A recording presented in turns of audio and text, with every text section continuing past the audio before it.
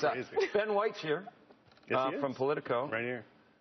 I'll tell you, God, so many things. I mean, so many things. Is it not unbelievable? And then you throw Ferguson into the whole mix as well. Which, yeah. I mean, so many things happening that this was not a relaxing summer. No, it was not a relaxing summer. But I get.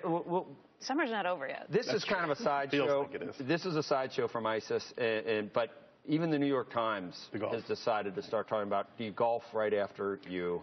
I think it took a turn for the serious this past week. I mean, I think the decision generally, I don't care what presidents do in their free time. They need leisure time. He should play golf. He should relax. But 1 minute he's on TV talking about the beheading of an American journalist. People are scared. People are freaked out about ISIS. They're certainly scared about what happened to this young man and his family. And then he's smiling with Alonzo Mourning on the golf course. And Glenn Hubbard. About 10 minutes later. And Glenn Hubbard was in the group. The juxtaposition of those images is troubling to people, and not just Republicans who will always criticize him for whatever he does, but for Democrats. There are Democrats on the record quoted in that New York Times story and elsewhere saying this was a bad idea. This was a bad move on his part, because it reinforces this narrative and this notion that people have that he's somewhat checked out from the job right now. That, there's a lot of stuff that he doesn't really like to deal with. He looks kind of pained and tired when he's talking to the American people. And then a few minutes later, he looks happy-go-lucky on top of the world playing golf. And that's not what you want from your president, particularly in a time of crisis like this.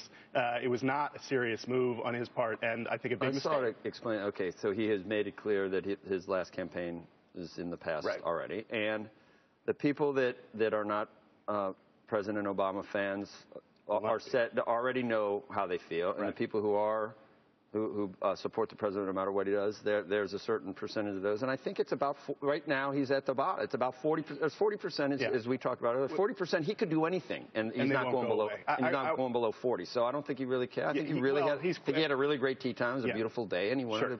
And that's fine. Maybe he waited till later in the day. Maybe I think he should have taken the day off. But let's talk about how it really matters in the real world. And I think you're right that there's probably 35, 37% that are not going to go away from him no matter what. But look at New Hampshire. Okay, we have a poll out in the New Hampshire Senate race this week. Jeanne Shaheen, considered fairly safe for Democrats, running against Scott Brown, probably Scott Brown. There are other Republicans. But she's now, according to the latest University of New Hampshire poll, 2 points ahead of Scott Brown only. Maybe that poll is an outlier. Maybe it's not. There could be collateral damage from this? Look at Obama's numbers there. They're down to something like 37%. He is dragging Democrats down right now. And stuff like this, stuff like the golfing after the Foley announcement, are not going to help. It's going to hurt Democrats in the Senate. Really, you think? I think so. Yeah, I think he's got to turn that